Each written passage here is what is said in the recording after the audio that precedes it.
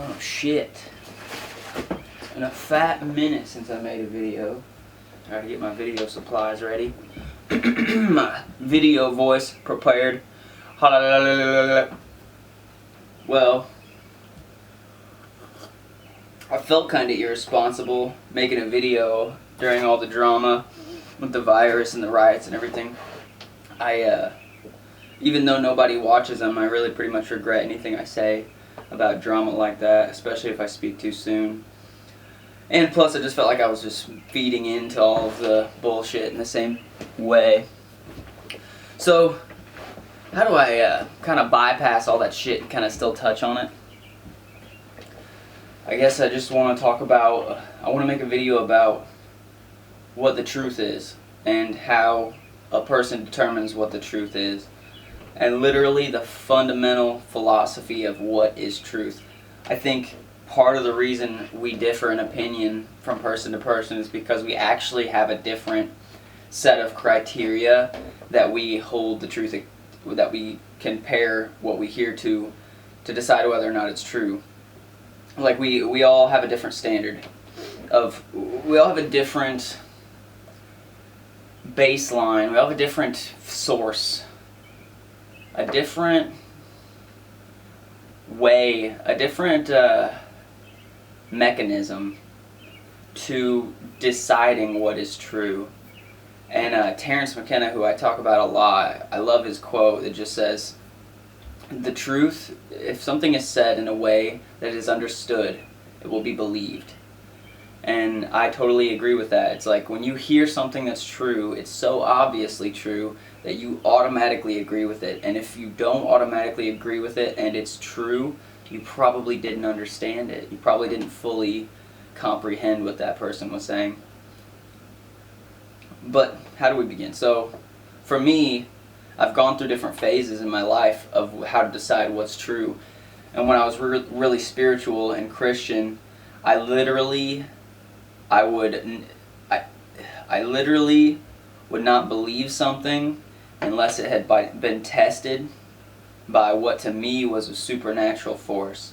So something was not true unless it was confirmed by some sort of strange, impossible coincidence to me. Like, I would think about something, okay, here's this idea, I wonder if it's true, and I would kind of test it in the world, but then something would happen ambiguously that would kind of be like super enlightening or overwhelming, and it would be so coincidental I would just assume. Basically, like, if you wanted to know an answer to something and your only way of receiving answers was through prayer, if you only accepted things that seemed like they were supernatural and that this entire world and physical senses were somehow compromised in a way, which is almost like the Matrix. So the easy way to explain it is that I would only accept information from what I believed was outside the Matrix. That's an easy way to explain it. And the only way to find out if that information was outside the Matrix was to see if it was responded to by an entity that I believed was outside the Matrix, which in this idea was God. So the controller of the Matrix has to speak to me through the Matrix in order for me to decide if that thing is true or not. And that is how I basically categorized my truths. And then I learned over time that you can't really think like that, because even though it's really cool, and if you're deeply spiritual or religious, that might be the way that you think about about things being true. There is a harshness to real truth that is untold in a story that sounds karmically just. It's like there's a harshness to reality, and we have already basic truths that are examples of that harshness. Like just the simple phrase, shit happens. And I might have talked about this on a video before. But shit happens is a basic truth. Shit happens does not mean that anything can happen at any point in time. It means that any time that you are going about your business and it's a normal fucking day, at any point some random fucking, and mostly it's talking about bad shit, but at any point some bad shit can happen, and you can't blame the universe, you can't blame other people, you can't, and sometimes you just can't, there's nowhere to point the blame. Sometimes shit just happens. That's why it's on bumper stickers, because that a lot of times that shit happens is in traffic. Shit just happens. So, the way to take that truth and apply it into your life is to say, okay, well, I plan on doing this in the next 5 years. I plan on being here in my life in the next 5 years. But if you don't account for shit happening, then you're not going to be there. If you don't take into consideration that shit's going to happen between now and then you're going to be hit with something unpredicted. And those things, it's basically don't put all your eggs in one basket, because if you rely on yourself completely, if you trust yourself and you trust your karma and everything, well, there's still a chance that, you know, the very person that you are partnered with to do this thing you were going to do dies, or the very person who was going to get you a connection to do the thing, to succeed in the thing, it decides they change their opinion of you, or some tragedy, some basic tragedy can happen and ruin your idea of where you were going to be and what you were going to do. And that's why you should always not rely on anything but what you can control. What you don't predict anything that's out of your control. And your control is your body, is your physical body. I'm not talking about who you can manipulate. I'm not talking about how well you can think. I'm talking about if any of your plans consist of anything other, if they contain any hope for luck, you're probably going to be fucked. You're going to need to rely on your own work ethic to do this. And by that I mean succeed. And whatever it is. That is the most consistent way in my mind. It's if you want something done right, you got to do it yourself. And there are rare cases where people can really trust each other, but even when you really trust each other, like I said, sometimes shit can just happen and ruin your idea of what you hope for the future. So, this is true, right? Like, shit happens is true. Whether or not you want to believe it, it is true. And that means that truth is something that exists whether or not you want to believe it. That is what truth is. So, true, and it gets deeper and deeper, but this is another harsh reality of truth, is that there's a difference between what is true and what is not.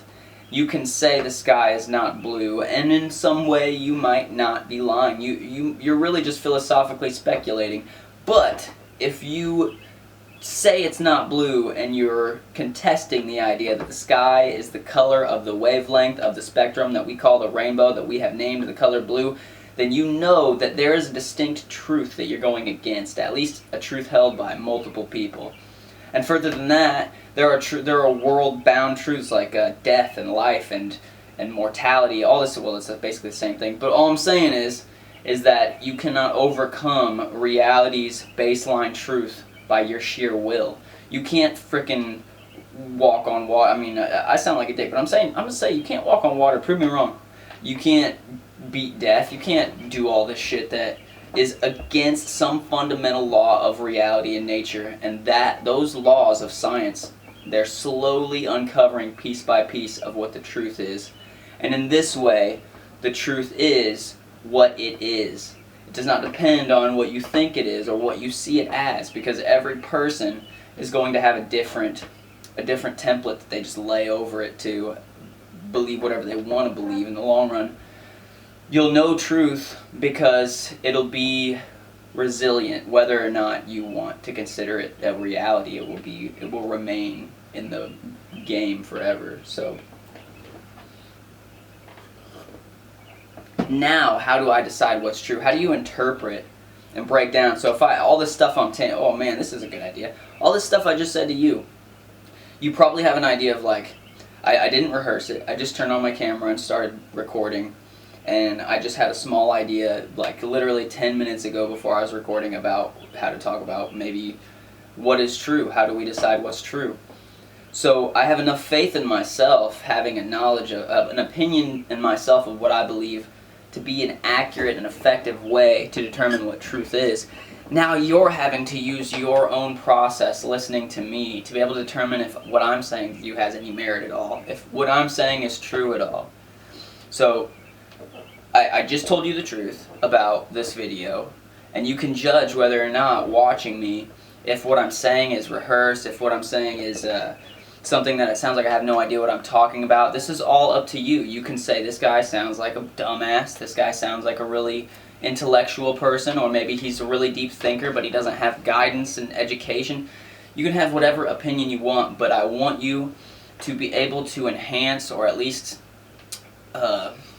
sharpen your skills for detecting lies in speech.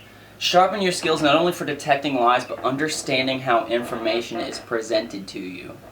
So there's things that can be true technically, and they're not actually true in reality. And I'll tell you what I mean. So sometimes we hear that people didn't live past 50 back in the old days, like the average lifespan was 50. Now, I want you to do a little exercise in here. Think about what the word average means, okay? And I'm obviously rounding those numbers, but if you think about what the word average means, it means the total amount added up divided by the individual amount. So say if like one person lives to 100 and another person lives to 100 and another person lives to 100, then you take those 300, you divide it by 3, and the average age is 100. And of course you could see that by looking at the average age being 100. Now what happens if one person dies at birth? What happens in that scenario if one person dies at birth? And we're talking about old times, so there wasn't as much, they didn't have, I don't even know what I'm talking about, I'll be honest with you. I don't know anything about like Civil War times or colonial times or pre-medical times. But all I'm saying is that the way this average, the word average works is a deception. When you say an average of something, you should already stop what you're listening to and think to yourself, is this information being presented to me accurately? Because if someone says the average lifespan of people in the past was 50, and you have one person that's 100, and one person that dies at birth, then that's 2 people, that adds up to 50. I sound like an idiot, but that averages out to 50. So there you go. The average lifespan could be 80, could be 90, and the way that we look at it could be 100. But every time a child died, it lowered the average. So the average lifespan was not 55. The average human being's lifespan was just as long as 2 days. But we are told, because they want us to believe that we are getting healthier and not as sick and we're evolving, that we're living longer, when we even see Aboriginal peoples live longer than us. So, the same can be done. There's like multiple things this is presented with. The wage gap, the women and men wage gap. I mean, the few people I've seen actually accurately talk about this have been called Nazis and bigots, and their rallies get shut down and everything. It's pretty crazy. But I hear them say, obviously, that on average, a woman doesn't choose the same type of job as a guy does if she's given freedom. Like, just on average. So there are exceptions. Some women want to play football, no doubt. It's very rare, but it's there. And football players make a fuck ton of money. You know, like some women want to play basketball. So it's rare that women get into professions that are higher paying. It's rarer that women get into professions that are more life-threatening, because those ones pay more, and men are more likely to do life-threatening jobs. Deadliest catch, oil tankers. You know, women give children, women give birth. So if you have a man and a woman that get paid the exact same amount and work the exact same amount of years at a job, working the exact same position, and that woman just happens to have a child at any point in her life, and the man doesn't, she's going to have a lower average income. And there will be a way to say cents to the dollar, but even if she works the same job, makes the same amount, and she just decides to have a child at some point, she's going to have to take off work to have that child, and she's going to make just a little bit less in the long run. And this is a ploy that's used to divide men and women. You know, I could go on into racial stuff too, but it's really not my place. I have to educate myself. But those presentations of information exist in all realms of the political spectrum, and the way that the media presents stuff to us in order to get us to believe a specific thing. And I want you to know that. And I want you to use these processes that you gain to determine whether I'm lying, or the next person, or the next politician, or the next video that you watch that's telling you how to determine what is true. Okay, that was a lot of words. Anyways, back to the idea, which is how do you determine that? So you're exercising your own processes right now, listen to me, deciding if I know what the fuck I'm talking about. So you need to decide, you need to make a decision on whether or not you believe what you can see, or whether or not you're an intuitive person. I tend to be really skeptical, and I tend to be really intuitive, and it's 99% of the time steered me in the right direction. So when I'm skeptical, and I'm suspicious too, I'm always suspicious, so I wait. I don't always react to the first information I hear. If I hear one side of an argument, I wait to build an opinion until I hear the other side of the argument. There's two sides to every coin. And then at the same time, I'm going to take if what this person's saying is a very physical material. I want to say materialist. I'm going to say, once I understand this person, is the place they're coming from deep and intellectual and caring, or is the place they're coming from of a secretly motivated agenda? Is there anything but goodness to gain in what they're saying? And if there's not, then there's probably something else behind it. And 100% of the time I found it to be money. Of course, it's money. Money is the reason that politicians run their campaigns in order to get voted into offices, in order to get deals with people under the table, in order to sell land in other countries, in order to build factories in other countries, pay people less money, in order to pollute ecosystems, in order to chop down forests. The only way they know they're going to be allowed to do this without the people's consent is if they just do it under our fucking noses. And that, I could go on all day. I gotta get back to my point. Anyways, so the truth that you need to find is a decision first. Do I want to believe in my heart wholly, or do I want to be a person who needs very specific factual evidence? So me, myself, I trust my heart first, and that's what causes me to wait, because like I said, I'm naturally suspicious and I'm naturally skeptical. So it works out for me. But then, I trust my intuition, I trust my gut, but then I always take a second to think if I could be wrong. I mean, I've met lots of people that believe they're right, and I know they're wrong. I've argued with a person who believed that stingrays could shoot needles for 30 feet to pierce people through the heart, because when Steve Irwin died, I can't believe I fucked up his name. He was killed by a stingray barb through the heart, and people see pictures of stingray barbs stuck in people. And I even knew why he thought this. You've seen pictures of broken barbs in people, and you've always pictured in your mind these things are shooting out. But no, it was always on the end of a fucking stingray's tail. If you've ever looked at one picture of a fucking stingray or researched it for one fucking second, you would know that you are safe to walk around with stingrays in the water as long as you don't step on them, because they will barb you, and that is so powerful it can stick into your leg and break the fuck off. How I've lived your whole life and not come across this information, but I argued just to try to get this person to see the truth. And it wasn't even about something important, it was just because I knew this person was wrong and was unwilling to see the information. I mean, something as dumb as that. I don't get it. So, anyways. What was I saying? I've met people like that, so I know that I can be like that. I know that I have the potential to think I'm right and be wrong at the same time. And you know what? You can kind of tell when you're wrong. You can kind of feel guilty about it. You can kind of know when you're being rash, making a decision too soon, not sure about if what you're saying is the right thing. I'll give you a piece of advice about the truth. Never repeat people who you think are smart. Don't go and repeat exactly what I say if you think I'm smart, because it's not going to make you look smart. The next question you get asked, you're not going to have an answer to, because you don't fucking know what you're talking about. You're just going to regurgitate. And then the opinions that follow up are, oh, you must be a bigot. Oh, you must be a racist if you don't agree with me. Oh my God, you know what? You must be an idiot if you can't argue with facts and logic. If you don't have statistical data, if you don't have reason, logic, everything we're doing is in the name of good. So no person, you could never get a single person to admit that they were up to evil.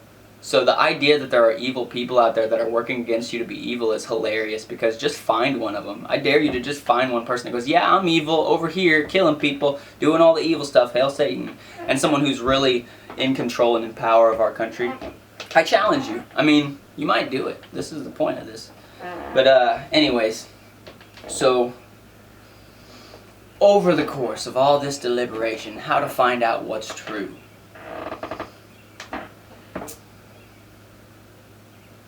You never know. You never know. You have to decide. And